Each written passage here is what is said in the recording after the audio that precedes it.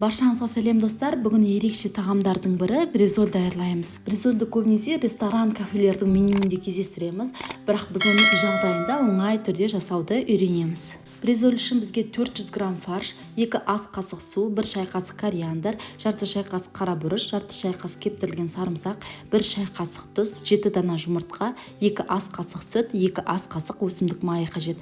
Салмасы үшін 4-5 ас қасық майонез немесе қаймақ, 1 зубчик чеснок, 2 дана тұздалған қияр, 2 дана қызанақ қажет. Алдымен фаршқа дәмдеуіштерді қосып, жақсылап араластырамыз. Мен тұз, қара бұрыш, кептірілген сарымсақ және кориандрды қостым. Фаршпен даярланатын кез келген тағам дәмді болу үшін оның құрамында міндетті түрде май болуы қажет. Мен үнемі фаршты өзім даярлаймын, сондықтан оған майды да үнемі өзім қосамын. Сиыр етінен фарш жасағанда мен қойдың іш майынан және құйрық майынан міндетті түрде майын да тартып өткізіп, онымен араластырып дайындап қоямын. Фарш тығыз болғандықтан оған бөлме температурасынан сәл салқын 2 ас қасық су қосып, оны біркелкі массаға айналғанға дейін жақсылап араластырамыз. Араластырып алғаннан соң фарштан бір шар жасаймыз. Одан соң ол шарды 10 минут көлемінде ұрғыштаймыз. Неғұрлым көбірек ұрсаңыз, соғұрлым фаршыңыз өте жұмсақ болып келеді. Сондықтан бұл процесті ұмытпай, міндетті түрде ыдыстың ішіне фаршты домалақтап алып, оны 10-15 минут көлемінде жақсылап ұрғыштаймыз. Фаршты 7-ге бөліп дөңгелектеп аламыз. Біз 7 адамға арналған ас даярлаймыз. Егерде отбасыңызда одан да көп адам болған жағдайда берілген өнімдерді ұлғайтыңыз. Келесі кезекте 7 дана жұмыртқаны бір үлкенірек ыдысқа жарып, барлығын саламыз. Жұмыртқаға тұз және басқа да дәмдеуіштерді қосамыз. Мен жарты шай қасық тұз және 4-1 шай қасық қызыл бұрыш, қара бұрыш, кориандрды қостым. Жұмыртқаға 2 ас қасық сүт және 2 ас қасық өсімдік майын құямыз. Өсімдік майына кез келген оливковое масло немесе күнбағыс майында пайдалансаңыз болады. Барлығын венчикпен біркелкі массаға айналғанға дейін жақсылап араластырамыз. Араластырған уақытта жұмыртқаның барлығы бірігуі тиіс.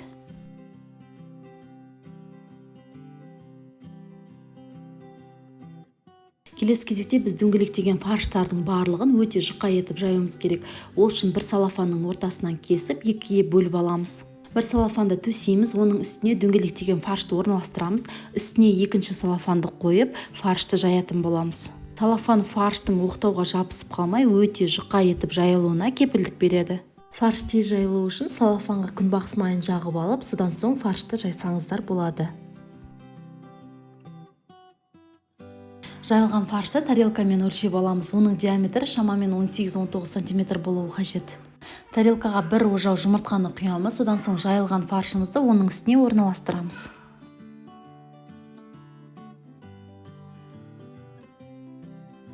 Табаны силиконовый щеткамен аздап майлап аламыз. Қызып тұрған табаға видеода көрсетілгендей етіп жұмыртқамен фаршты орналастырамыз. Шамамен 5 минут көлемінде баяу отта пісіреміз. Екінші жағын аударып, тағы да шамамен 10 минут көлемінде баяу отта пісіреміз.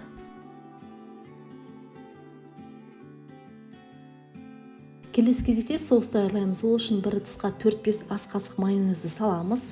Сарымсақтың бір бөлігін майдалап ұсақтаймыз, содан соң оны осы майонезімізге қосып жақсылап араластырамыз.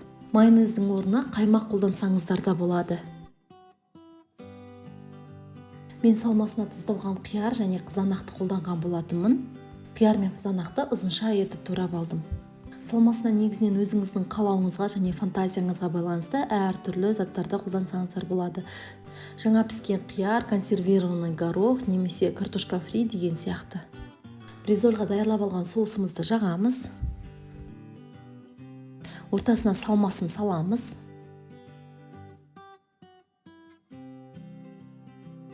Содан соң бризольді ораймыз. Бризольді дастарханға ұсынатын алдында оның бетін кетчуппен немесе майонезбен сәндесеңіздер болады.